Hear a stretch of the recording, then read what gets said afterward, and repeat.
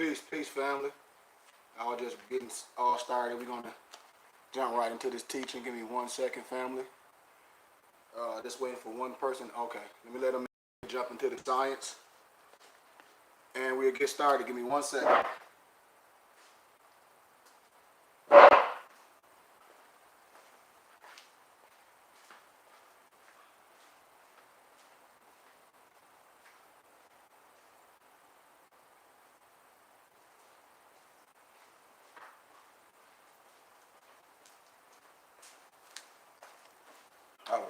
All right.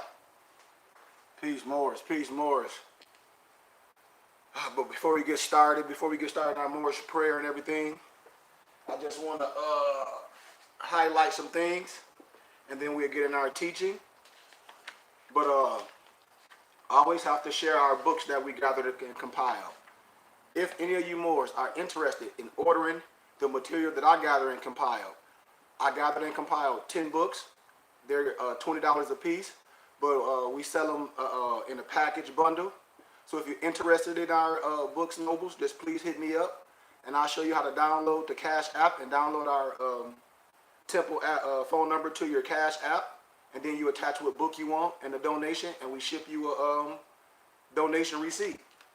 But I want to thank one of our new members for ordering 3 of our books, and he ordered The Sacred Drift for from Peter Lambert Wilson. I also shipping out one of the history books. You can look this up on Amazon and see how much it costs. It's called the Tavistock Institute of Human Relations, Shaping the Moral, Spiritual, Culture, Political, and Economic Decline of the United States of America. You can check on Amazon and see how much these books cost. And so we're going to be shipping this one out and our Healthy Eating and Living book out to one of our new online students, along with the material, along with the Circle 7 Quran and the other materials we need for study and our syllabus. But if you're interested in ordering books, all you have to do is hit me up, and I will send you our book catalog. Also, if you're interested in becoming a student, please send me your email. I will send you the syllabus. The syllabus is almost done. It should be ready this weekend.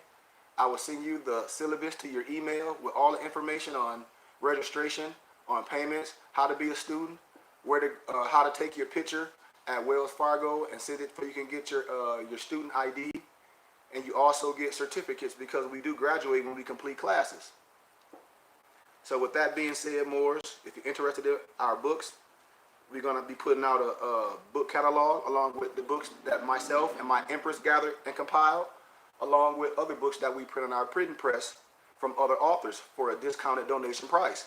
That's much cheaper than you can get anywhere, I promise. So, let's jump into this science, family.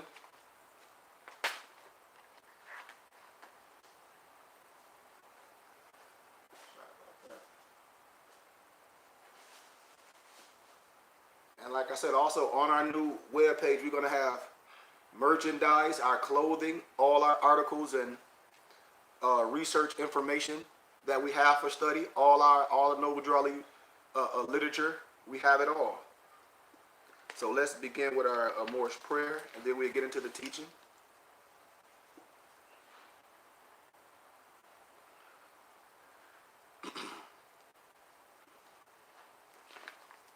One second, family. But it reads, Divine warning by the Prophet Noble Ali, and our Prophet warns all Muslims, governors ordered to read proclamation at each meeting. This was dated January 15th, 1929. I hereby inform all members that they must end all radical agitating speeches while at work or in the streets. We are for peace and not destruction. Stop flashing your cards at Europeans. It causes confusion. Remember, your card is for your salvation. Failure to obey these orders will be of severe consequence. We are for love, truth, peace, freedom, and justice. And when these principles are violated, justice must then take its course. Any member or group of members who hold malicious feelings toward the temple or the prophet or violate the divine covenant of the Moorish movement will receive their reward from Allah for their unjust deeds. For their unjust deeds, Moors. If they lose confidence in the prophet, they should turn in their card and button, cease wearing the turban and fez, and return to the state where we were found. This is a holy and divine movement founded by the Prophet Noble Drew Ali. And if the Prophet is not right, the temple is not right. The Prophet is sending out a divine plea to all Moorish Americans that we do our part in protecting the temple. This is an everlasting movement founded by the Prophet through the will of Allah to redeem his people from their sinful ways. One second, let me get the door, family.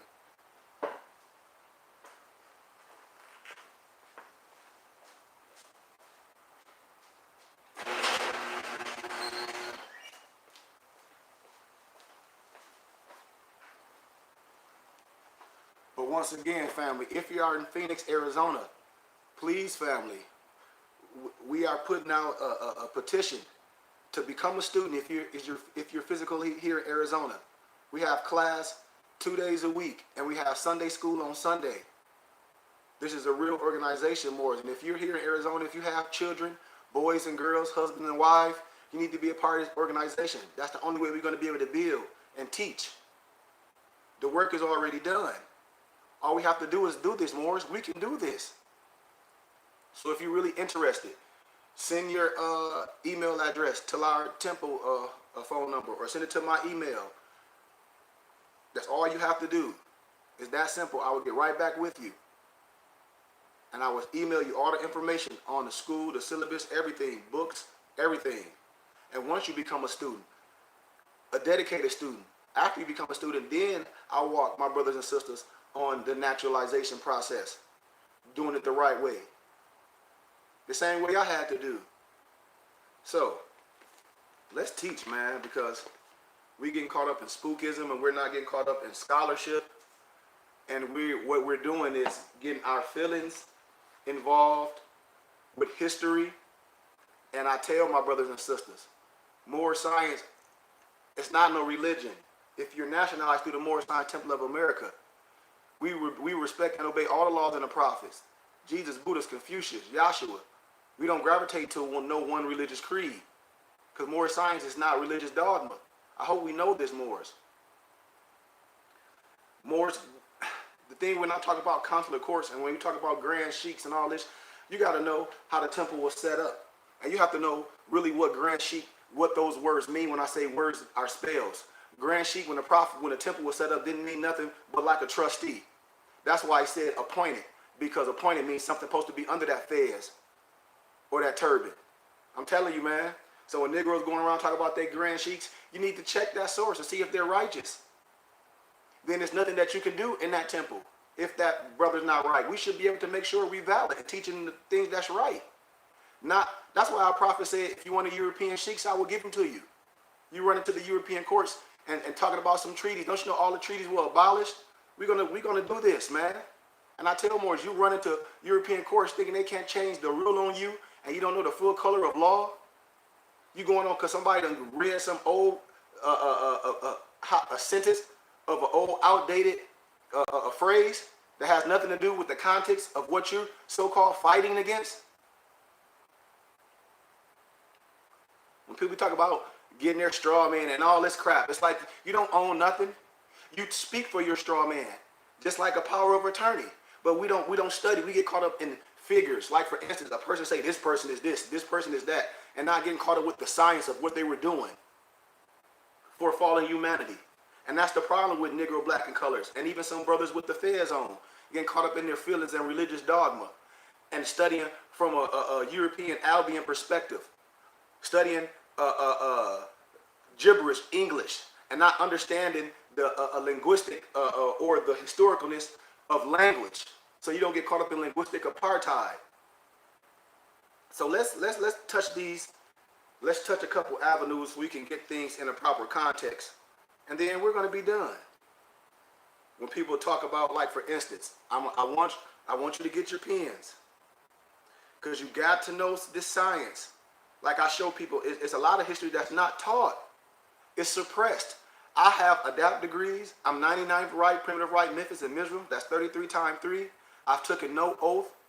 I hope we know that. That's why when you see the European Albions or the Prince Hall nations with our symbol with the Asiatic woman with the knife over, you understand that.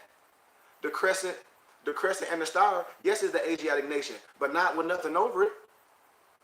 So we got to understand this science and understanding why European Masons, why they wear the black, representing the melanin, and everything about that represents the Asiatic man and what the Great Seal is all about. Just because somebody's a part of a Moorish Science temple, if they're not operating right, you should check that source. Nothing is secret. Sacred, yes, that means dear to our heart.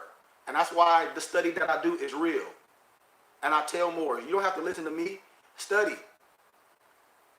I had to research and take time when I got nationalized the right way through the Moorish Science Temple of America, when I got my birthright and my dispensation papers and my amnesty of oath papers and my adoption papers, all those that come with it. You have to investigate it the same way you do when you dating a woman. It's called courting. You got to make sure it's right. And it took me 6 months to make sure it's right. I went to Chicago. I did all I had to do. I had a temple in Arizona for 3 years, and the Moors, I'm keeping 100 with people. I don't sugarcoat nothing, because the truth has no size. Them Negroes wasn't right. They didn't even have a Circle 7 Quran. When I was speaking on the stuff in the Circle 7 Quran, they said the Quran was written in code. I said, what, Negro English? So it's so much dogma in certain things. And if you're not navigating right, a physical place means nothing. That's why our prophet said we don't bash the temples, we make them right and call those sheiks out. That's teaching falseness. That's not teaching the right way. We should be able to stand true on things, man. We shouldn't get mad with our ego. We should help brothers and sisters. That's what this is all about. And if brothers don't want to be a part of Organized Nation, they don't want to be a part of me. It's other platforms and things that brothers can do when they do things and they have you running back to court, getting in trouble. So I hope we understand what this science is about. When we talk about the bill and the MDCC LXXVI on a dollar bill, the M equals 1,000, the D equals 500, the C equals 100, the L 500, the X10, the V5, the 1 equals 1, or the I equals 1. And to decipher that number, you get 1,000 plus 500 plus 100 plus 100 plus 50 plus 10 plus 10 plus 5 plus 1 equals 1776. I wish I brought all my $2 bill down. I can show you some stuff, some history, man, some prophetic history. This was the date that was suggested by the Great Seal Committee in 1776. I hope y'all know what the Great Seal is. You getting connotated. I mean, it's too simple. It's right in your face. That's what's one of the European tricks, is to have you believing in a lie. For the final seal, Charles Thompson, put the date on the reverse side. The Great Seal's official description says on the base of the pyramid. On the base of the pyramid, are the numerical letters that I gave you, the MDCCLXXVI. And underneath it follows what? Novus Ordo Seclorum. I hope we know what all that science means, Moors. Nothing spooky. You got to understand this and use this science to operate on this earth plane. That's why when brothers say, well, I don't have nothing for the black man if you don't understand your nationality. Yes, black is beautiful, but it's not a nationality. I'm not for everyone. And brothers be getting so caught up in their feelings and emotions when they on this black power thing. I said, man, I hear you, but black is not a nationality. I'm sorry. If you don't understand law, if you don't understand Dred Scott law, if you don't understand the Christian codes, if you don't understand all these slave codes that was in Illinois and at Atlanta that still hold valid today, then you lost. And there's nothing I can do for you because you're under pseudo-academia. But the founders seriously considered 1776 the beginning of a new era, and it's clear of the official papers. For example, the document on which the Great Seal first appeared, September 16, 1782, concludes as follows. And listen to this, precedents, Moors. In testimony whereof we have caused these to be made patent at the Great Seal of the United States of America to be thereunto affixed. Witness His Excellency John Hanson, President of the United States in Congress, assembled the 16th day of September in the year of our Lord 782, and of our sovereignty and independence the 7th. I show you, Moors, how in the history books, how they whitewashed the Moors out of the history books, how they whitewashed Prince Rupert and Oliver Cromwell out of the Battle of Bunker Hill. I show you this history, Moors. We demonstrate this science so much. So what I'm doing, I'm giving you a crash course on how we were lied to, academically, spiritually, everyone, by pseudo-academia, by our own, by our own so-called scholars that have taken an oath. Ain't no oath here. What you afraid of? It's nothing secret. How I show you in these books that they have in the schools, the 1776, how I've been demonstrated this. I demonstrated on college campus when I was doing a lecture in the African American department, how I showed them that Prince Whipple and Oliver Cromwell is not in these pictures that they should show at school. Nowhere in history. They whitewashed them out. But when you're a scholar and when you're a historian, when you get the real literature of how they whitewash history, religious books and everything, you see it. You see them, how they whitewashed them and took them out of the pictures. You have to go to the museums. They can't. A lot of stuff is in the museums. Even when they talk about Paul on the road to Damascus, and I show you the statue of Artemis, how they whitewashed and made it white and it's black, and say that all the stuff that we praise to is pagan. When they try to say that the Orisha and Santeria is some black magic, and they try to put everything about you is ugly. I'm telling you, man, from the religious books to everything, some dumb curse of Ham, which is bullcrap. And then in the biblical scripture where it says, and a Morite and a Moabite can't enter the kingdom of heaven. And we know that's connected to Ruth, the Moabitess. And we know that's the genealogy of Jesus, which is Yahshua the Messiah, the Canaanite, the Moabite. We know this. That's why our prophet said don't get rid of your Bible. That's why if you nationalize through the Moorish Science Temple of America the right way, you know that we're from the lineage of David. We are from the tribe of Judah, the lineage of David. I mean, I have all the paperwork, and if Moors saying something different, they lying because they don't know. But I told you about how Peter Salmon, the black patriot who was a hero of the 1775 Bunker Hill. I told you about all that stuff. Prince Whipple, Oliver Cromwell. The science is here. This is what I teach my students, man. They stand strong. So, let's get into the science. We got to talk about, if you say you're a Moor and you don't know how the temple was set up, I'm just going to do a crash course, and I'm done with this part. Because we got to understand, you got to research what the body politic means, definition of state. A state is a people permanently occupying a fixed territory bound together by common law, habits, and customs into one body politic, exercising through the medium of an organized government, independent, sovereignty, and control of all persons and things within its boundaries, capable of making war and peace, and of entering into international relations with other communities of the globe. That's why when you research what a nation is, Moors, please. You got to stop listening to the people that's getting you caught up in spookism, telling you all this scary stuff. A political unity, concretely viewed, a state is a body politic possessing sovereignty. Any body politic possessing sovereignty is entitled to be called a state, Moors. This is simple. That's why I said this is elementary. But you running to court trying to free yourself, and I laugh at that. The work is done if you're operating right. Through the temple, you don't go through no course with treaty that they break. You set up your own counselor. That's why it's recognized when you go to the county of Cook. It's registered. Moors. I'm telling you, man. This is a good characteristic to be described, the Moorish Science Temple of America. The people described in the state would be described as the members of the Moorish Science Temple of America. Follow me, Moors. By definition of state, the fixed territory of our state would be what? Northwest, southwest, northeast, and northwest of Maxima, Moors. The common law habits would be focused towards our practices. And chapter 32 of the Hurd-Smith Revised Status, state of Illinois, I hope you know that. That's why I say when Moors not teaching, they're not teaching you nothing. I hope you have history on things. The law of freedom and bondage in the United States, Moors should, if they talk about they teaching civics, they ain't teaching no civics. They teaching you stuff to try to run the court and get you locked up. They ain't teaching you no real civics because they don't study law and they don't study the full color of law. I know this. I've been around more. Like I said, I had a temple in Arizona and they was all doing spookism stuff, coming in, cutting their phones off like this some secret society. I shut that crap down, man. By definition of state, the Karen Prophet Noble Drew Ali is a true sovereign. I hope we know this. Moorish Science Temple of America is a sovereign body, Moors.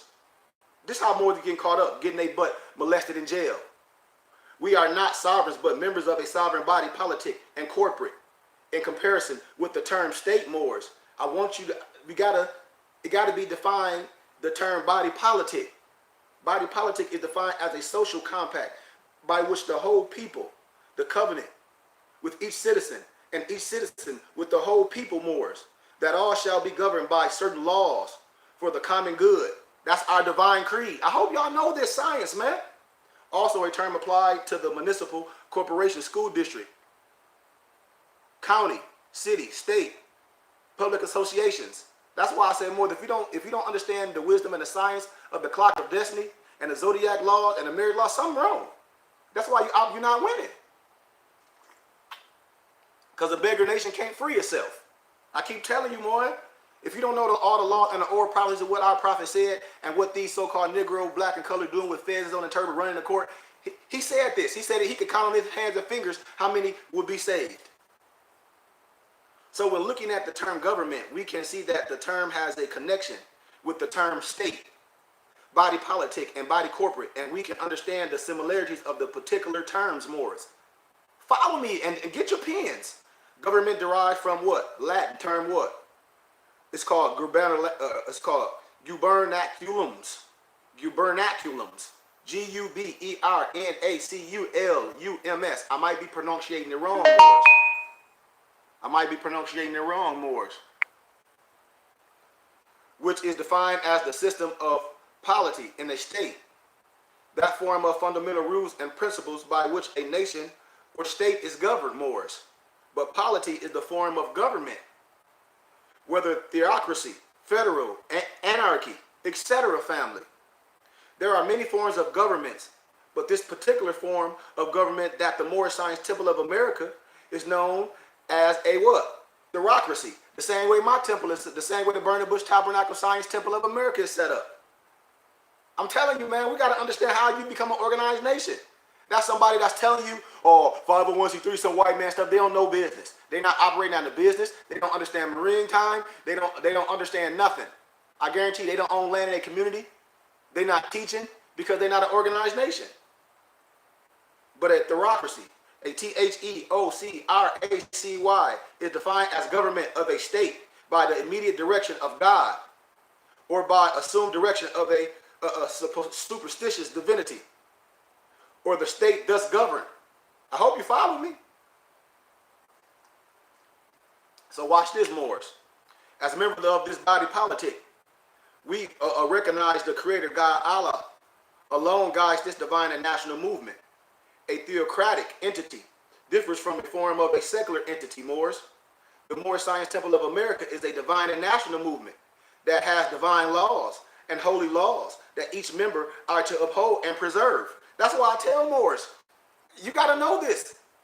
Man, if you don't understand this adapt wisdom, when Moors be saying they some adapts, when Moors, they be saying they some adapts, and I'll come up with the adapt wisdom, and I tell Moors, I say, well, to take one's place in the world, one must of necessity be determined to act according to law. Only those that abide within the law, law-abiding citizens, can demand equal protection and application of lawful directive to the body, the people and government, which are regulated by the law of the land and to which the law gives life. All others are criminals, aliens, undesirables, etc., exist outside the sheltering parameters of law, considered outlaws, are classified and treated as enemies of peace, and retain the bearers' rights under this Constitution. If Moors, and they say they adapt, they don't know this science, and they got you going and committing fraud and things, and they ain't teaching you all the color of law, giving you something to compare with, shame on them, Moors. That's not science. That's niggardly stuff.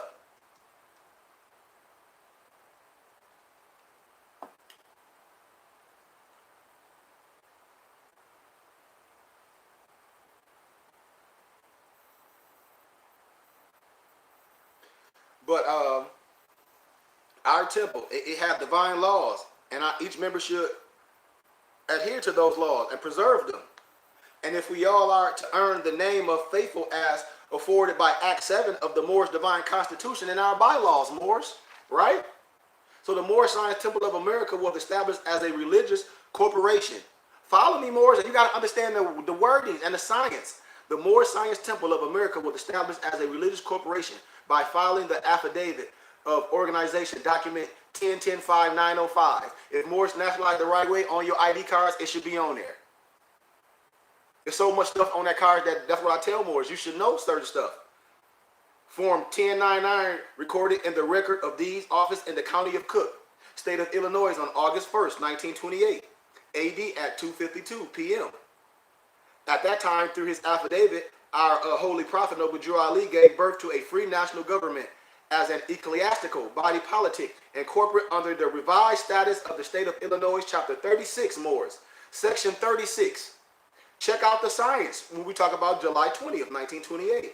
Was on the third day of the beginning of a new moon during the sign of Virgo. That's why I say Moors should understand astrology, astronomy. We're going to teach this. When I give you a little introduction of the clock of destiny, when Moors dissing things because they're looking at the person instead of the science and the wisdom. That's why they not winning. Recorded that affidavit on that certain time. And the Hearst-Smith revised status, chapter 32, an act concerning corporations, section 36, Religious Corporation Act. I hope you're writing this down. Played a huge origin on establishing the Moorish Science Temple of America as an ecclesiastical body politic and corporate, Moors. How can any subordinate temple of the Moorish Science Temple of America not operate under the Hearst-Smith revised status, chapter 32, section 36? So that's the first question you should be asking. Because this act clearly states that, and I quote emphatically with a silver tongue, any church, congregation, or society formed for the purpose of religious worship may become incorporated in the matter following by, and Noble Drew Ali, if you notice how he set it up, electing was crossed out and appointing was put in. You got to understand the science and the verbiage according to its usage or customs at the meetings held for that purpose. 2 or more trustees, and the trustees were none but a sheik. I'm telling you, man. I'm telling you, y'all gotta know. That's why if these sheiks say, if a person in the temple say they're a sheik and they ain't coming with wisdom, you gotta check that. It should be something under that fez and that turban instead of some religious dogma. I'm telling you. And if we ain't gonna stand strong and follow the auspices and get right and let our own people lie to us and be afraid, that's a beggar nation. No one has the power over you. If you have the power to save yourself, and brothers willing to give the power, the warden or vesting our cities to the usage and customs, rules, or regulations of church or society, and may adopt a corporate name, and upon the filing of the affidavit, as hereinafter provided, it shall be and remain a body politic and corporate by the name so adopted. This too simple. But you got Negro, colors, and black saying, oh, the Moorish Science Temple got a 501c3. Yes, it should if you understand business. If you understand you got a 501c3 all the way to 10, how you going to operate in your community and have homes and have your own education and have your own spirituality and raise funds from your own people and organizations. A beggar nation can't save itself. You must become an organized nation. And that's what we are, man. And that's what the Burning Bush Tabernacle Science Temple and School of America is, man. And I want my brothers and sisters how to be nationalized through the Moorish Science Temple of America once they become students. So you can see, Moors, when you study this religious corporate act and glance at the affidavit of organization, Moors, which is the original form number 1099, you can see that our prophet Noble Drew Ali followed the substantial form of the revised status and then expressly organized the ecclesiastical body politic and corporate, known as what? The Moorish Science Temple of America. The same way I did mine. What? The Burning Bush Tabernacle Science Temple of America. By the name so adopted. This simple research that I'm giving you, it ends all the confusion and the foolishness. And all my students have this. And all Moors should have the wisdom. So we don't get caught up in spookism and lies and he say, she say. Those who say the prophet did not establish a nation state. There's many conspirators are beating rapidly right now when I come with this wisdom. Many people ask, how was this body politic and corporate duly established? Okay, it's by filing in the county of Cook of a recorder of deeds office, An affidavit substantially expressed by the Holy Prophet Noble Drew Ali himself being the presiding officer. Are you following me? Himself being a presiding officer. That's why I say you got to understand the paperwork. When your paperwork right, you can't be touched. He swore that the meetings of the members was held. Same way mine is set up. He stated facts of our power and authority and having the sheiks duly appointed and consecrated. Appointed and consecrated, not elected. This instrument is well known as our authority, but is really titled the Affidavit of Organization. By definition, more, an organization can include a wide range of entities. Organization is defined as what? A corporation, government, governmental subdivisions, agency, trust, estate, partnership, association, two or more persons having a joint interest, or any other legal or commercial entity. I hope we knew that, Morris. When you establish the trust, that's an organization. But which trust? We teach this. I have everything is all my items in the trust. My property's in the trust. My parents' property's in the trust. So we're gonna go a little deeper in order to organize as an ecclesiastical body, politic, and corporate. At the time, a church, society, or congregation, Morris, pursuant to the laws of the Herbst-Smith revised status of the state of Illinois, the affiant had to file in the office of the record of deeds an affidavit, substantially in the following form of the Herbst Religious Society Act of 1872, Morris, Chapter 32, Section 36, codified by General Assembly as 805 ILCS 110-36 from Chapter 32, Paragraph 165, Section 36. I can read all that, but I don't got time for all that. You can get it if you were the student. If you want it, once the syllabus and once the book and all our information with all our documents, you can order it. Such affidavit or a copy thereof, duly certified by the recorder, shall be received as evidence of the due incorporation of such congregation, church, or society. You can look this up, man. I mean, here goes the original form when he filed the affidavit in the county clerk. I mean, we don't have to argue over nothing, man. The house is built. We can live it and perfect the house. We don't destroy nothing, man. We don't destroy nothing. This is the revised statute that the Holy Noble Drew Ali used to substantially draft out the affidavit of organization, Morris, recorded in the county of Cook, record of deeds office. He swore the affidavit of organization to himself, but you know how he signed? Drew Ali, but filing as Noble Drew ALLI. So you got to understand, he acted as a private person or private judicial in the form of two characters. I hope you understand that when you say Donald Trump had an alias. You don't understand. When writers have their pen name, you don't understand the science. But he also appointed persons as sheiks, and I'll explain that later. And he adopted a corporate name. The Moorish Science Temple of America derived its powers and authority from the great Quran of Muhammad to propagate the faith and extend the learning and truth of the great prophet of Ali in America. In America, Moors. I mean, I can go on and on. I can go on and on with the wisdom, like our custom and usage, a usage or practice of the people by common acquaintance and by long varying habit has become compulsory and has acquired the force of a law with respect to the place or subject matter to which it relates. When we talk about Moors, we talk about the culture, the food, everything that evolved being a Moor. So when a person say ish and they tell you similar to but not original, they're only giving you their perspective. It's more. That's why words have duality. And you must understand the context when words being used and not to get caught up in linguistic apartheid. That's why you must study and become a student. So the question is, what do members of this Moorish Science Temple of America have as far as customs? The customs that we have we practice, of course. These are the 5 highest principles that we practice daily, which are love, truth, peace, freedom, and justice. And my 2 cents more, health and wealth. The Moorish American prayer is a custom at the opening and closing of the Circle 7 meetings, celebrating the Holy Prophet's birthday, January 8th, and our authority day on July 20th, right? Each year are also customs. Simply wearing a fez or a turban are customs.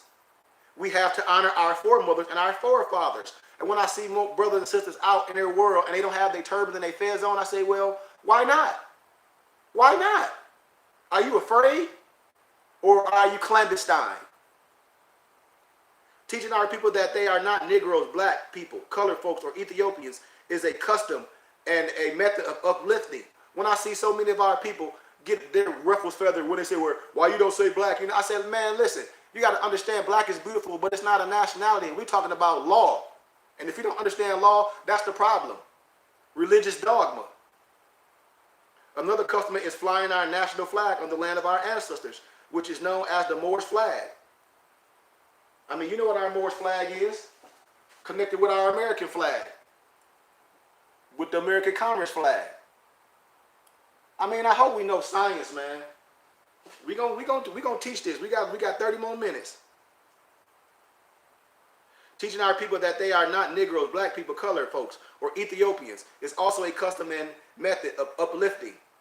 Because we know, if we historians, they hid it from Ethiopia with Abyssinia. That's why we don't know things, because they try to switch the names of things up. When they Eber and Heber, because you're not studying linguistics. But our flag has been flown in our land for over 50,000 years. If you think you were the slave, slaves don't have a flag.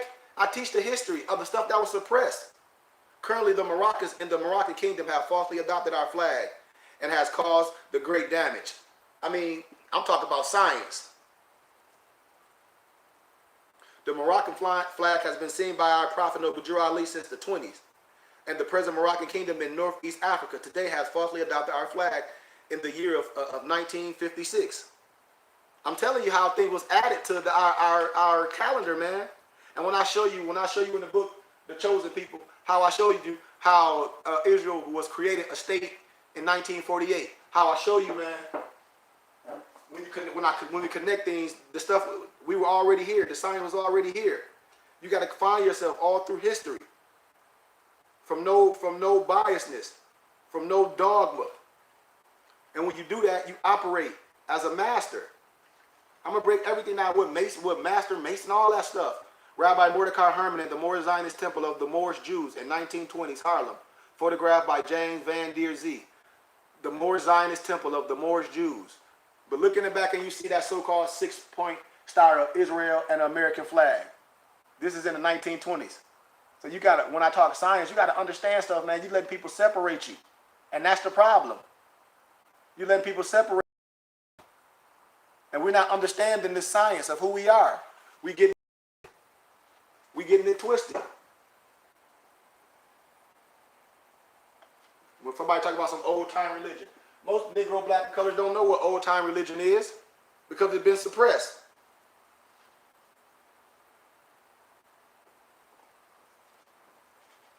So let's take a look at our heritage, Moors, of our heritage. The Moroccan kingdom in the Northeast Africa today has falsely adopted our flag in the year of 1956. There are many other customs adopted as well that we take to heart along with our royal heritage. That's why I tell Moors, study, study, study, and become students. Why don't we want to become students? And then we talk about this and that, but we send our kids to the public schools. We go to college and get those pseudo degrees, and then we don't stand up against the belly of the beast. Well, I did. I put my money and my dollars and my heart to what I love. And I went into the pseudo academia and graduated with honors. They said they didn't like my candor, but I told them I wasn't no Greek. I told them I wasn't no Albion, European, and I proved my point from peer-reviewed scholarly research, religiously, historically. And I got my master's. Now I'm studying indigenous people law and policy. And I have ADAPT degrees. 33 times 3 degrees in Moorish Masonry. But let's dig this, Moors. So we talk about the covenant and the oath of the holy state. When we look back at the definition of body politic, we realize that there are important actions that citizens, nationals, and subjects are to make a custom with themselves, Moors. One action that I'm speaking of is known as what? Covenanting. A covenant of a citizen is an agreement or promise of 2 or more parties, right?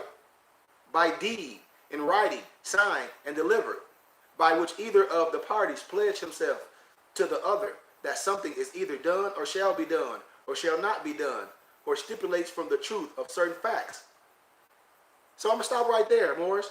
As Moorish Americans here in Mexico now, commonly known as America, under the divine leadership of the Holy Prophet Noble Ali, we are to attend the covenants put in place under this body politic, Moors. What? There is but what? one covenant for the unity of the Asiatic race. And this covenant is known as a holy covenant of the Asiatic nation. And this is reference to the chapter 25 of our Holy Quran, our Circle 7 of our Moorish Science Temple of America, Moors. You should know this. And our pamphlet was divinely prepared by our prophet, Noble Drew Ali. When you covenant through the holy covenant of the Asiatic nation, you covenant with the whole people, and the whole people covenant with you. Pledge. You got to understand what a pledge is. Pledge has a broad definition, but the main focus for now is that it is a promise or an agreement by which one binds himself to do, or forbears himself to do, or forbears something. The promise or agreement are the conditions of the pledge itself, Moors. So think about this. When thinking about U.S. citizenship, Moors, I personally use the wonder why the 14th Amendment citizens pledge allegiance to the flag of the United States of America. But you have to understand, unfortunately, U.S. citizens think that being born here makes you a citizen. And this is not true, Moors. I promise you. That's why the amnesty of oath and all this stuff, we don't understand. U.S. citizens are not naturalized, but, U.S. citizens are naturalized, but not nationalized. I'll repeat. U.S. citizens are naturalized, but not nationalized. And that's a big difference. And I will go further in that as I finish demonstrating later.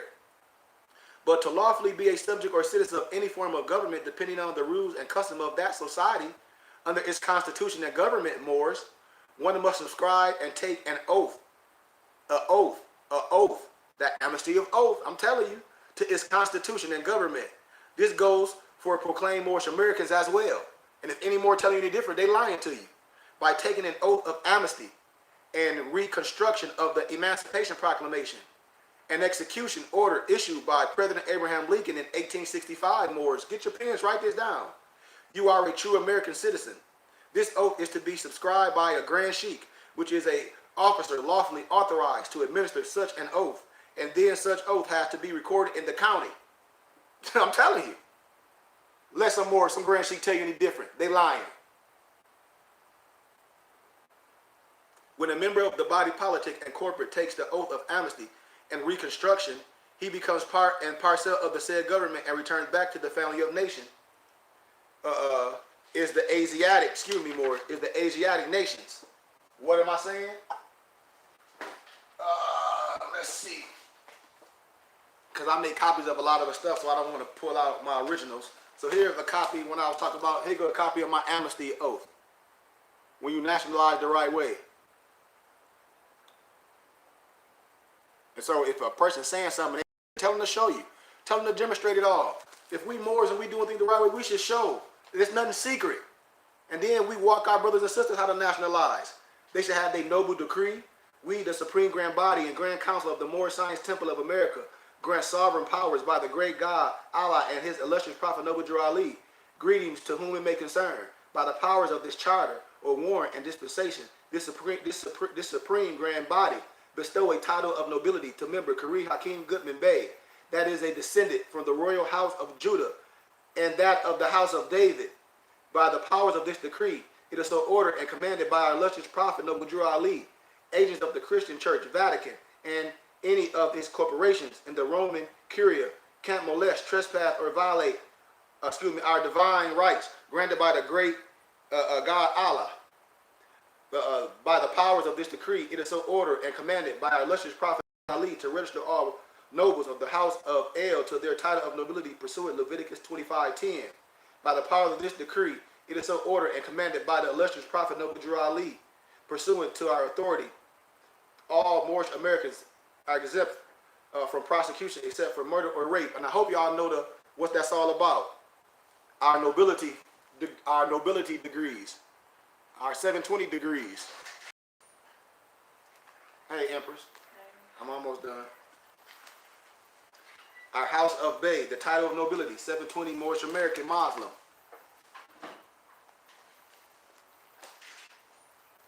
I mean, I have my birth certificate from the temple. I have my adoption papers from the temple. My noble decree, title of nobility. So we just demonstrate that science, man, and we just teach right, man. So, do we know the term said government has been used in the Moorish Constitution and divine laws a couple of times, particularly in Act 4, 6, and 7. And it denotes Moors, a government in a former time. To be part of the said government is to be an equivalent of, whether citizen, subject, or even property through citizenship or naturalization. The term parcel refers to the part or portion of the land. Man, I can go on and on to teach this with the wisdom. The fee simple absolute is defined as an estate limited absolute to a man and his heirs. By fee simple absolute, man or grantor of our estate would be Noble Drew Ali, not no individual person. And their heirs would be the Moorish Americans with the free national name El or Bey annexed to their birth name. So be careful not to throw away your name for a morsel of bread. Since our holy prophet Noble Drew Ali is the owner of the whole property, his position of the estate is the holder in due course. Holder in due course is defined, Moors, a holder who takes an instrument for value in good faith and without notice that is overdue or has been dishonored, or of any defense against or claim to it on the part of any person. A paid may be a holder in due course. I mean, I can go on and on we just get things out of context and Moors getting in trouble.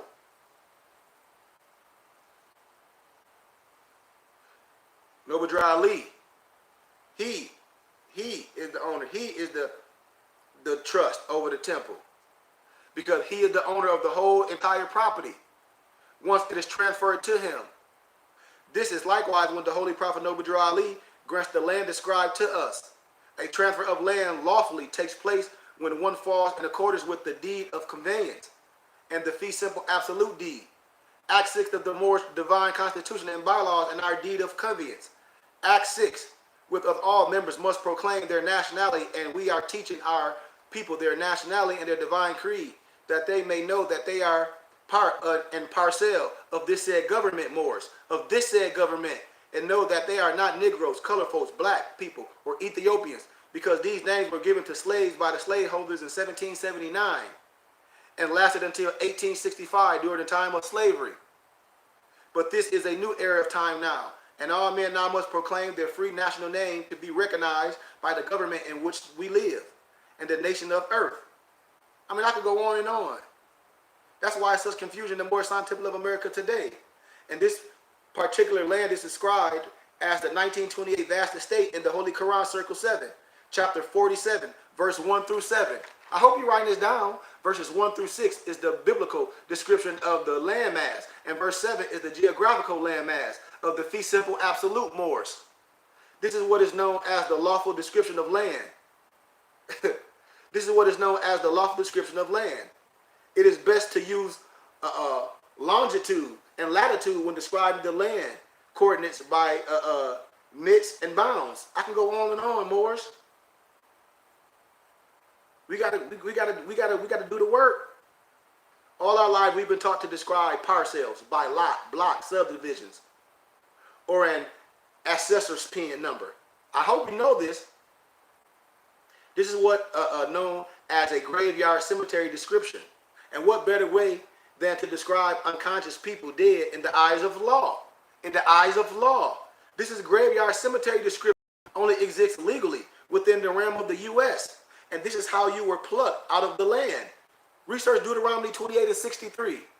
Do not think the state of Illinois actually consists geographically within the boundaries of this present Moroccan Empire.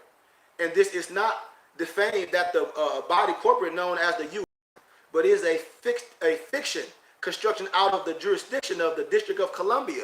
If you study, so the fee simple absolute name of our land is a maximum, and it extends throughout the northwest, the south, east, and northwest and southwest of Africa, Moors. A maximum is the first true and divine name of Africa. It's just what it is. So by what means can we determine that this is attested, the true name and land? Our holy Quran, chapter 7, verse 47. Read that. And after you read all that, read verse 1 through 7. And so from reading these Bible scriptures that they give and the divine instruction of our holy Quran, circle 7, you can understand how both connect with each other. Verse 7 is described by needs and bounds of the said fee simple absolute. I hope we know this, man. I'm going to drop this last nugget, then we're going to jump into the rest of this because we got about like 20 more minutes. So we're going to talk about these sheiks of the Moorish Science Temple of America, according to paragraph 164 of the Heard Smith. There shall be 2 or more of its members as trustees, wardens, and vestrymen, or such officers whose powers and duties are similar to those of trustees, as shall be agreeable to the usage and customs, rules, or regulations of such congregation, church, or society. Easily by reading this paragraph, you can clearly get an idea on why there were 5 sheiks, or officers, trustees, noticeable on the affidavit of organization at that time. And these sheiks were Noble Drew Ali, Mealy El, Amal Bey, Lovett Bey, and Foreman Bey. Note that sheiks were and are government officials, as well as the sheiks now. Were these sheiks appointed or elected? And according to the affidavit, these sheiks were appointed, not elected. Appointed, not elected. Appointed, not elected, because of the wisdom. Elected is in its official significance it is the idea of a vote. Persons of the Moorish Science Temple of America were not voted in, but appointed. So it is obvious on why the Holy Prophet Noble Drew Ali, our American prophet, he crossed out elected and put appointed when he filed the paperwork, just the same way I did. So let's look at the term appointed. Appointed means to assign authority to a particular use, task, position, or office. This is also why our prophet used the term appointed. Power and authority was given to those sheiks who were appointed and consecrated missionaries of our prophet. And those who want power and authority will have to go through the prophet. What types of entities were appointed? The answer is persons. Notice that the term person on the affidavit of the organization was in all caps. It was in all caps. As most people would ridiculously express why it's in all caps. I keep telling Negroes they don't understand law. They're getting you in trouble. You didn't know that. You didn't know that, did you, Moors? Sheiks are what is considered interested persons, which includes hearers, devices, children, spouses, creditors, beneficiaries, and any other having a property right in or claim against a trust estate or the estate of a defendant, ward or protected persons which may be affected by the proceeding Moors. It is also includes persons having priority for appointment as personal representatives and other fiduciaries representing interest persons. The meaning as it relates to particular persons may vary from time to time and must be determined according to the particular purpose of and matter involving in any process of proceeding Moors. I'm telling you, this is civics. The act on behalf of a person, you carry out and enforce the functions of that person under the state of you were authorized by them to act as an agent. There we go. We talk about the straw. This is too easy, man. We talk about our trust.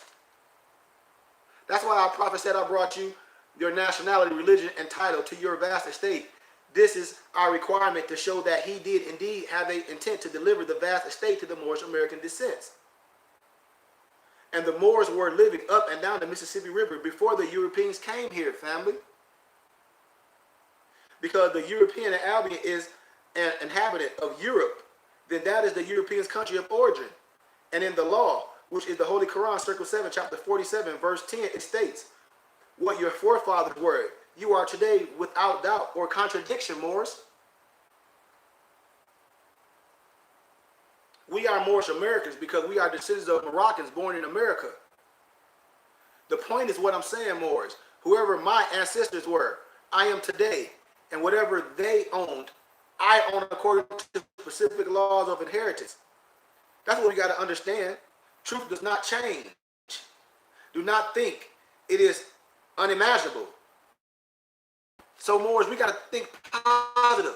14th Amendment of the U.S. Constitution is not applicable to you, and it's also a deed of convenience. If a Moorish American proclaimed U.S. citizenship under the 14th Amendment, he takes on a Christian title and a religious creed of Christianity. The state would be the claimant over that person. The title given by the claimant is simple: the last name of the Smith John Doe. As a Muslim who takes a Christian name as his own and gets anointed through a Christian baptism, obtains citizenship as a Christian subject or citizen, right? This, of course. So would that Muslim who was converted a Christian fall in accordance with honoring his or her Muslim forefathers and foremothers? No, because this are not the nature of our Moroccan ancestors, and it is in contradiction with knowing ourselves, or knowing thyself, Moors. And this is why it is very important to study thyself and amend thy ways. Be thy Muslim that you are, and for it's written, Moors, that every nation shall and must worship under their own vine and fig tree, and return to their own, and be one with their Father, God Allah. As this states in our Holy Quran, Circle 7, chapter 48, verse 7. Therefore, we are returning church and Christianity back to the European nations, as it was prepared by their forefathers for their earthly salvation. Then verse 8 states, while we, the Moorish Americans, are returning back to Islam, I self-law and master, which was founded by our forefathers for our earthly and divine salvation, Moors. Come on, man, we got to know this.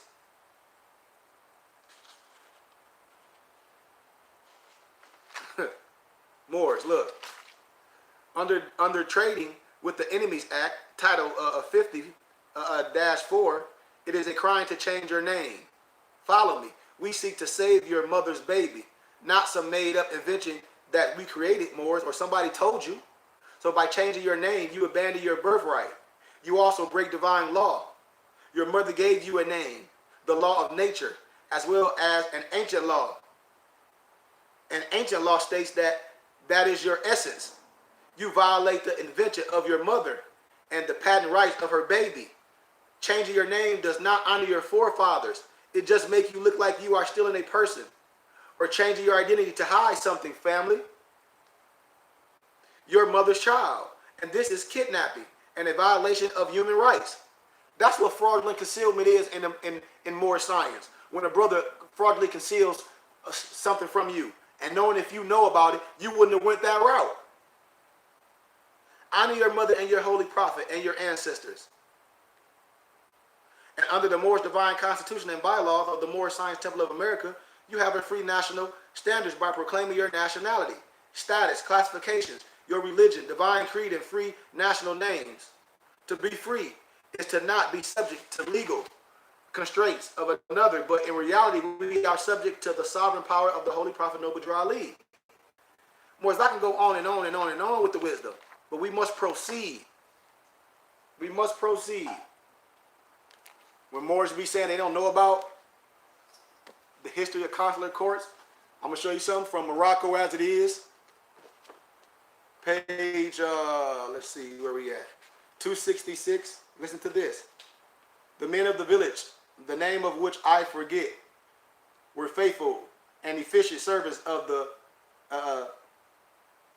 legation of Americas, because they could look forward with quality to the frequent changes that new administrations bring about in our consular corps. The English legislation also is guilty of a similar irregularity.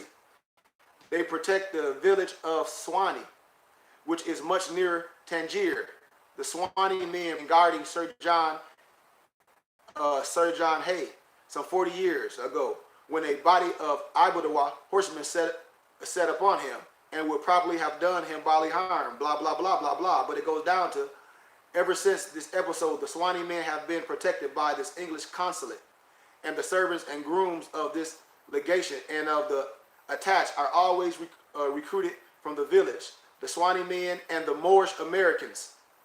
The Swami men and the Moorish Americans, I regret to say, got along very badly with one another. So if you can see the essence of these consular courts, however, they soon learned, was it the American consulate? The Sultan of America was about to send the Sultan Muli Hassan an animal so large that the elephant would seem to encompass him. ECT, but I'm giving you history. if you understand what I'm saying, and you have to be a student to catch more. But we're talking about the history of consular courts and things, and how when I talk about history of what consular courts are and the history of that, I'll give you a little history of it, and then we're going to move along. But throughout the so-called Christian lands, the principle of the control of the laws and courts over foreigners, with the exemption of certain privileged persons in general, is fully established now, and the functions of counselors are fixed by special treaties and by the laws of their own country. In these countries, the councils, besides watching over the commercial interests of their nations and securing the commercial rights of the citizens of their states, have several duties which may be explained below, and I'm going to read them. To legalize by their seal the act of foreign judicial or other functions, and to authenticate marriages. Now, that's what I tell you more when we talk about we talk about our immortal marriage license code against the zodiac law of nature and the supreme standard of the zodiac of marriage law. If you understand the cloak of destiny and the zodiac constitution, Moors, you should have this. You should have this. As regard to, however, it says marriages and divorces by counselors are not valid in international law, nor as a general rule, even in their own countries. For as the counselor has no exterritorial the marriage contract or its dissolution is not made by the lex loci, the LEXLOCI. I hope you know what that means, Moors. Either of the countries where the parties are, or that to which they belong, to reclaim from the vessels. So what is this saying is, Moors, you got to understand what these consular courts are, and what the uses in the countries differ greatly from these of Christian countries. When you understand what the doctrine of discovery was all about, and they're reluctant as such to submit their subject and citizens to local jurisdictions for the fear that justice may not be administered by the courts of their countries. I'm telling you. Watch this. Coming to the Middle Ages, counselors were sent to different seaports and towns in foreign countries. At this period, treaties were observed with a very little respect. Treaties were observed with very little respect. When you talk about treaties, and I say, man, treaties are broken. You got to understand international law and zodiac law so you can stand strong. So watch this. When more be talking about these treaties and all this. So I'm going to give you one.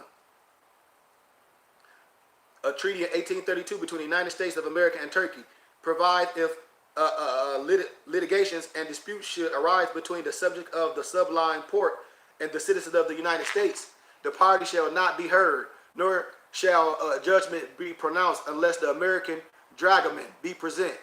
Causes which the sum may exceed 500 piastres shall be submitted to the subline port. Now watch this.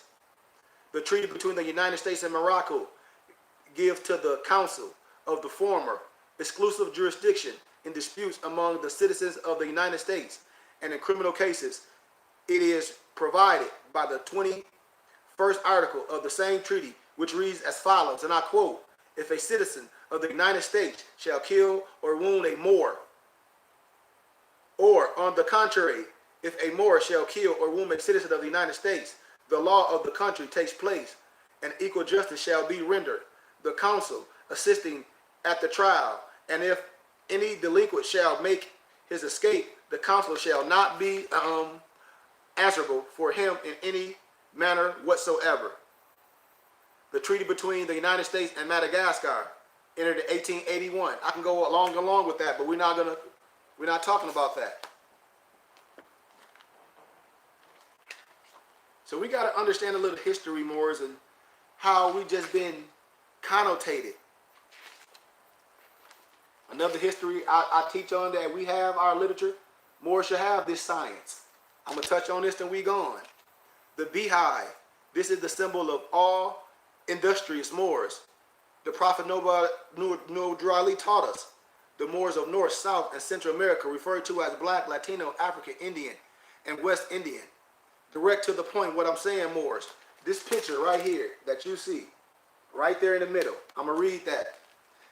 labels were coined to conceal the true identity of the Moors by their conquerors, just as Neapolitan attempted to hide the Moorish feathers. This was the origination of the 21 gun salutes. We perpetuate this like we tell our children that the devil is beneath the earth and God is in the heaven. We play this up like the myth of Santa Claus. We keep a lie going on and it passes through generations, family. Yeah, my emperor said I got 10 more minutes. All right, so I'm going to speed this up. Like I tell Moors, black is not a nationality, Moors, nor does it relate to a nation of people. And there never was a black nation, black flag, or a black people, or a people that claim to be black of descent. Research this, and if you look up the word in the dictionary, it denotes everything that harms you. So, well, you might say you mean the white man dictionary. That's a fool. The only language an African American often known is the language he or she was taught. And in this case, black does not denote a national origin, Moors. Negro, you're not a Negro colored person because these words were used in a derogatory manner that humiliated the dark skinned people. And also, the word does not denote a national origin or descendant line. You got to know this, Moors.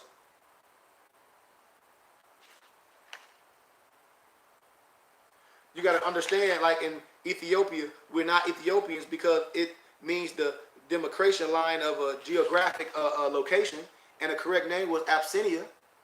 It's in the biblical scriptures. So I'll say why Moors call themselves African Americans. Africa was named after the general. We know, and not no European. Hannibal Barca. We got to understand that's why it was captured. That's why he got the nickname Scipio Africanus. Indian, the word derived from indigo, color stained or dyed. This is what Cristo Colombo named the Moors, and by tribal names to conceal the true identity of the bloodline. And this was a deal between the popes, kings, and queens, written the law of conquest, Moors. Research the law of conquest. And if you know any of these Moors referred to as Indians, they will tell you that they are not Indians, but that is what the white man calls them. I'm telling you. Latin, Dominican, Spanish, or Puerto Rican. The Spanish were European descendants that also were following the law of conquest. And they conquered the aboriginals of the portion of the land, killed the black, brown, yellow, and red people, mixed their blood after generations, produced a light shade. This is called grafting in modern times. When I show you about the history of Louisiana, when they had those quadrant balls, I'm telling you, this is why the KKK did not want to mix with Moorish blood. When I talk about the Daughters of America Revolution, when that marriage license, they didn't want you to understand that. They didn't want to mix the Moorish blood or the Jewish Merinos because they would be the minority like in 2012. You got to understand that it was dark Moors with the Spaniards. And they were there, but under Christian names, better known as Moriscos or Moros. Just like many of you claim African descent, but your name is Kevin, Carol, etc. So some so-called Africans have an African name, but when they work in the Christian society, they have a European name. So we got to understand this. We got to understand this Moorish theme. It's simple. Why Moorish? That was the last ruling power and empire that ever existed and headed by our people. Moorish is older than the word black, family. Also, there was no such thing as black, African American, Negro, color, coon, jiggerboos, but there was a ruling people named Moors, family. I hope we know this science.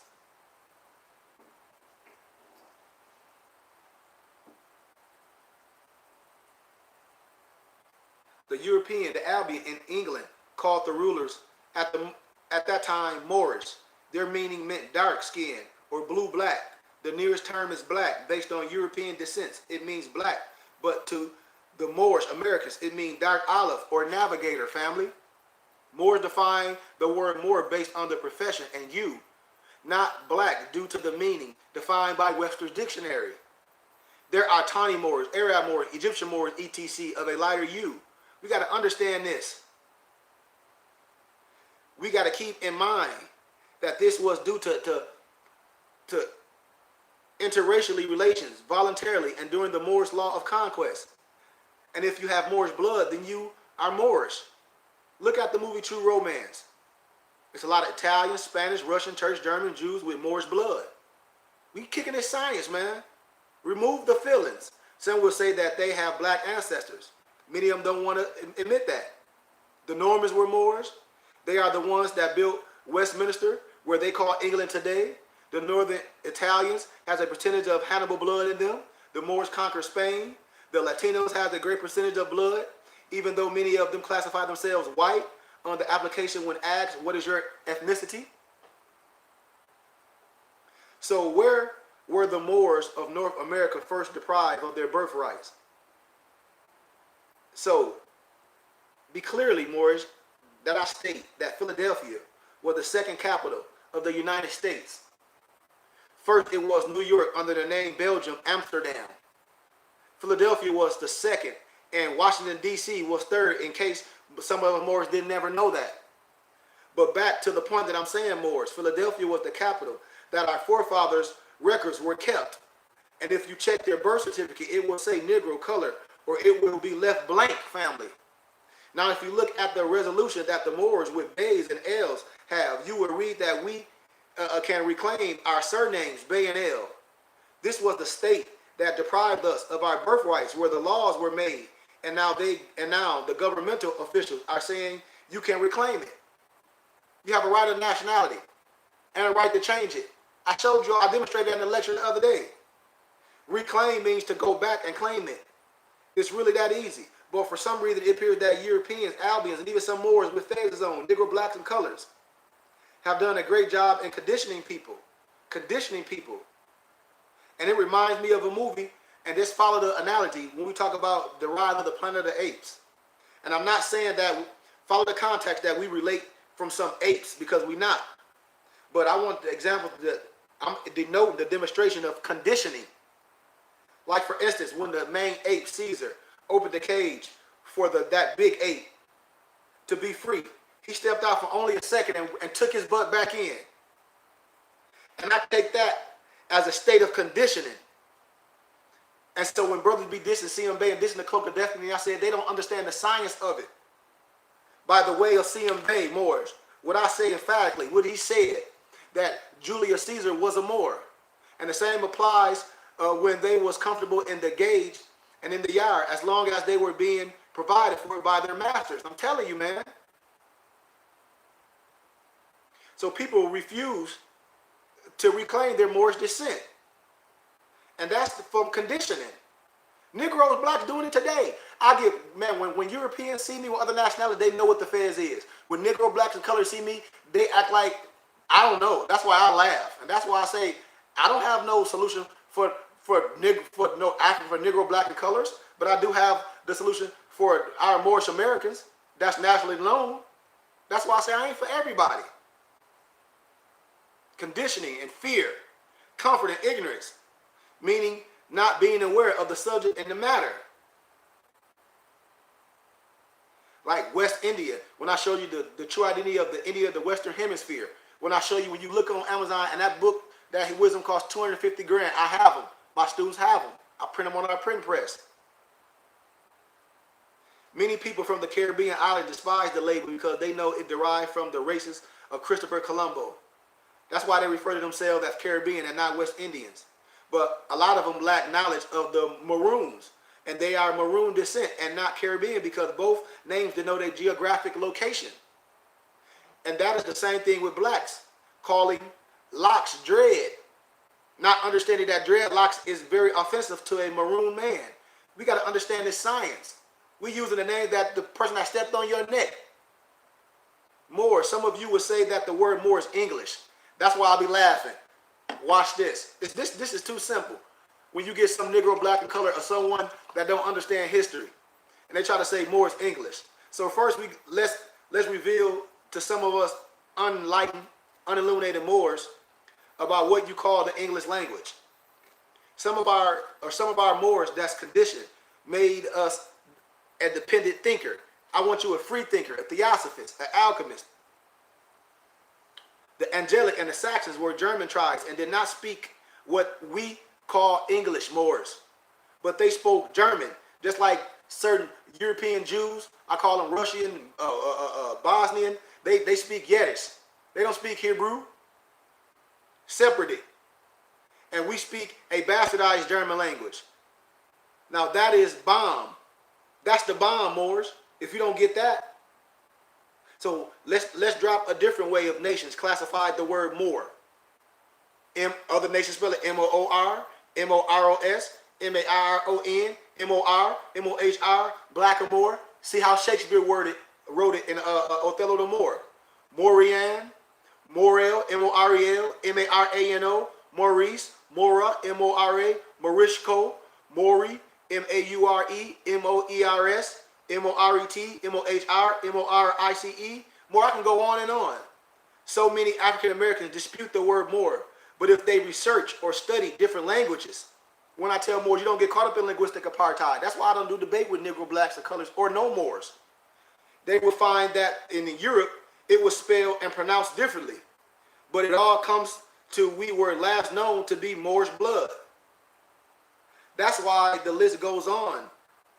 And if you doubt what the clock of destiny is revealing to you today, Moors, then that's a foreigner based on the language of the word Moor. The majority of blacks would not be aware of this history because high schools, universities was and still is forbid to teach this. And if they did, they would try to paint them in the image of themselves like they did Jesus and the French did Egyptian paintings. That's why Mexicans are Moors based on SIM-based studies.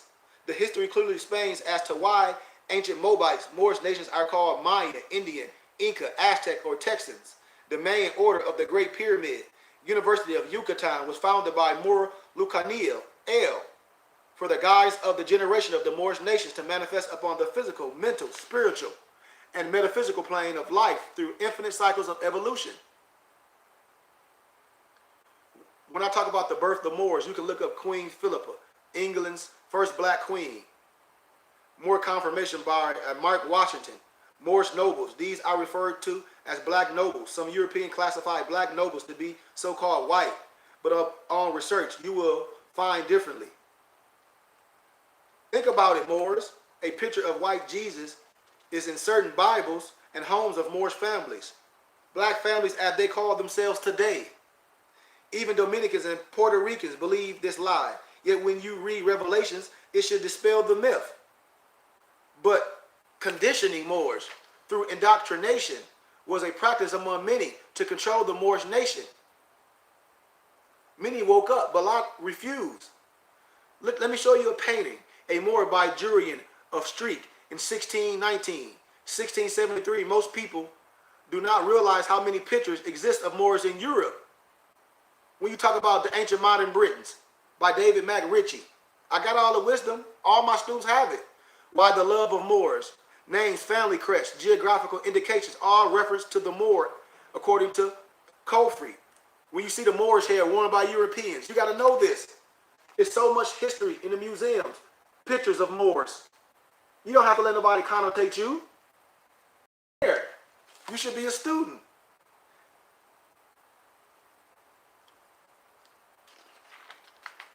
Mortis Haynes, painting by Rembrandt in 1632, the older brother of Constantine Huygens. Constantine was one of the most famous poets in the Golden Century, a painter of the French-Swiss painter. Lothar, 1702 to 1789, portrait of a young woman. Lothar is also considered colored by Kofri. Most people don't realize how many pictures exist of Moors in Europe. Why the love of Moors? Name, family crest, geographical indications, all reference to the Moor, according to Kofri. I mean, we don't have to, it's documents, man. And we let somebody tell us about the law and what law is not and what it is. And you don't understand what family crest. If you see my other jacket with the Goodman family crest and all this, and you think you from slave ancestry, and I laugh. Moors were in the 16th century Europe, rarely people of distinction. Most of them were imported as slaves in Spain and Portugal. When you talk about the Spanish Inquisition, a small number of them were released over the years, but most were employed as servants to their masters. It was termed indentured servants. Only in the Congo, which in the late 15th century was Christianized by Portuguese, had a special status as a black kingdom of which the elite was educated in Portugal. Some Congolese made it as scholars, clerk, musicians, jesters, etc. Moors in ancient Britain. Moors referred to as black, Negroes, West Indians, and Africans. All colonial labels placed on them by those that defeated their forefathers. Being known as the original people, occupy every inch of the planet Earth, way before the white race. White is used just like black is used today. But in reality, there is no such person called black or white. And there is no land named white land or black land. There was only Asiatic and Europe. You can see that in your biblical Bible. As we return to the original thought, Moors referred to as blacks were living in Britain from prehistoric times to present. The Irish tradition tells of a giant-like people of Africans headed by a king with a retinue of priests called Fomorians, F-O-M-O-R-I-A-N-S, Fomorians. Write this down. They were depicted as gloomy sea giants who brought their skills from Africa via Spain. When you hear of the history, the Irish kicked the snake out of Ireland, they were talking about when they kicked the Moors out of the island. Moors, I could go on and on with the wisdom. The original Celtic priests were dark olive. Moors yesterday and today, whom society called black, dark olive, or as others claim, the blue blacks. As mentioned earlier, the white Druids had nothing to do with the construction of Stonehenges, since it predated their emergence by several centuries. Moors. Also take note that the Druids are mystics of the first Druids were dark olive. Later in history, the amalgamation created the tawny Druids.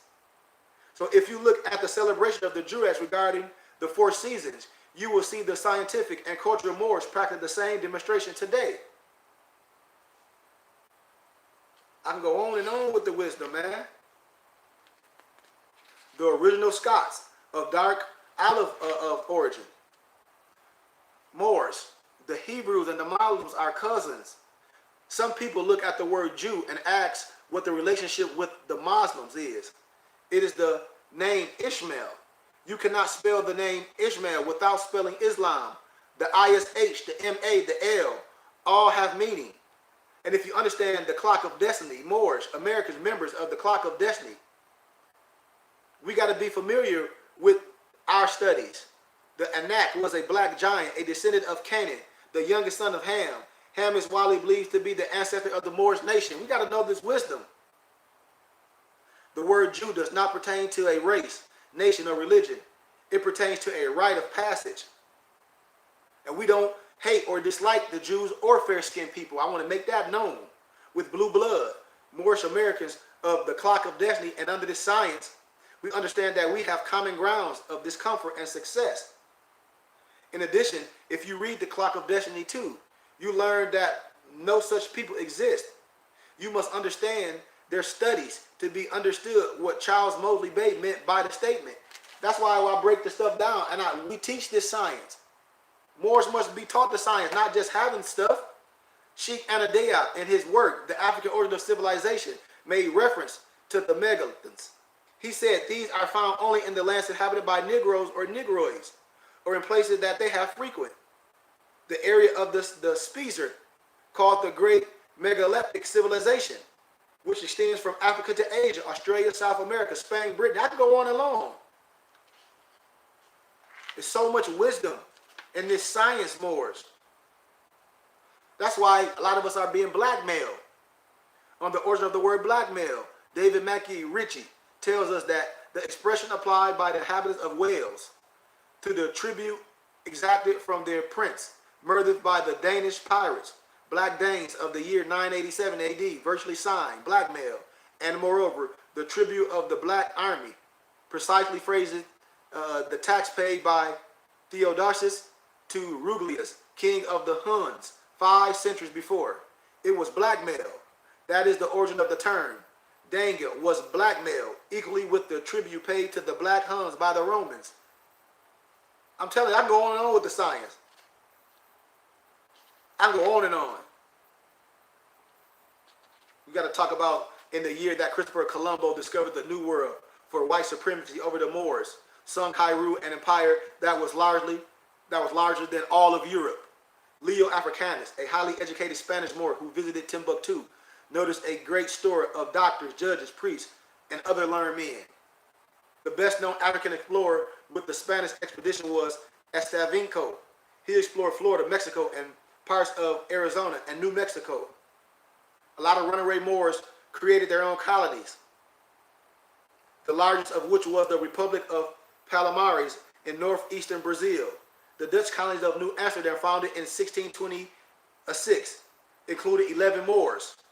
The early French explorers of the New World brought Moors along their expeditions, and the best-known Moorish explorer of the French expedition was Jean-Baptiste Point du Sable, a tall, handsome Moor who had been educated in Paris. He came to New France in 1765, later built a trading post at the mouth of Chicago River. It's a statue there, Chicago.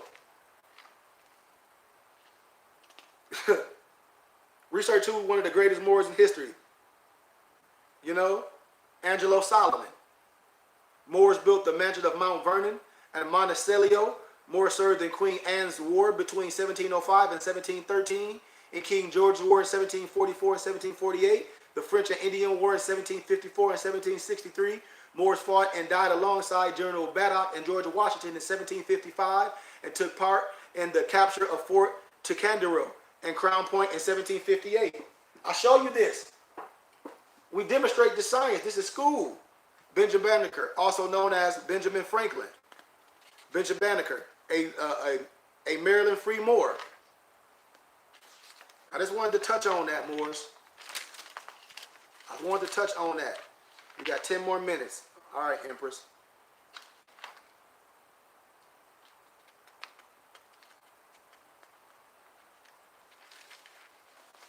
My Empress leg. Wrap it up. But I just didn't want Moors to be scared of things. When people talk about money, and when I talk about the dollar bill, and when I talk about science of this wisdom, Moors should be teaching this. Everything is on that dollar bill is Moor science. The Great Seal of the United States is the Moors. The Great Pyramid on the back of the U.S. dollar bill is the emblem of the Asiatic Mobile Moorish nation. The seal of the United States of America, European colonies, the eagle wing spread. All this is signature of the Moorish nation. Everything, even on like everything Moors, when we talk about this science, when we're reserving our rights, when we talk about all this wisdom, you got to know this science, Moors.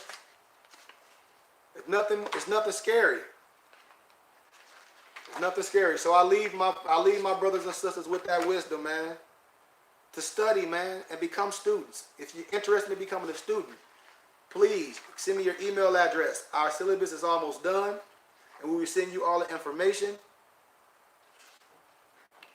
Our next lecture will be Sunday school, and then we're going to teach Monday and Tuesday from our classes. Sunday school is every Sunday. We do it in the evening. We do it about 7:30, and then we teach Monday and Tuesday. We have class at night around 6:30 to 7. So next week we're going to teach about the history of the Moorish nation. Lies in the library of every state of the Union. We're going to teach that. We're going to be teaching from the Cloak of Destiny. We're going to be teaching from the Cloak of Destiny, Volume 1 and Volume 2. For Sunday school. You don't want to miss it. I love you all, Moors. Love, truth, peace, freedom, justice, health, and wealth.